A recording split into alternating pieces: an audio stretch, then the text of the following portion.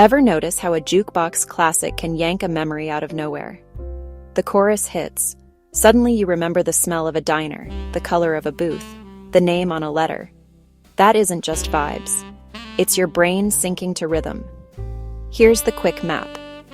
Rhythms with clear repeating patterns act like timestamps. Predictable beats. Brain oscillations line up with the pulse. Phase alignment helps the hippocampus bind tiny details.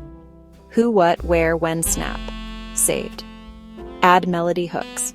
We get salience. Repetition tells my brain, this matters. Nostalgic or feel-good songs. Mesolimbic dopamine kicks in. Dopamine isn't just reward confetti.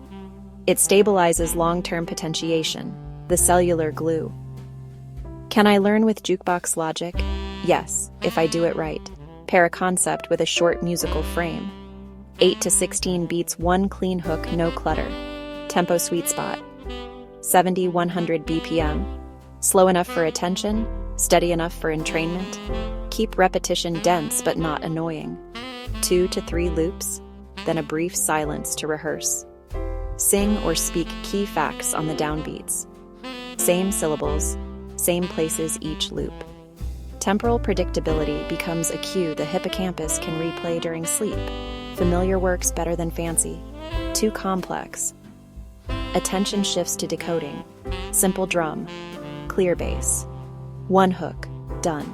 A quick routine. Write a 2-line chorus. Fit to a 4-bar loop at 90 BPM. Record it. Listen while reading. Listen with eyes closed. Whisper along. Later, recall on the beat without audio. Nostalgia is the multiplier. A retro rhythm that makes you smile spikes dopamine. In short, align study with the beat, hitch your facts to a hook, let your brain's timing carry them into long-term storage. Jukebox on, memory locked.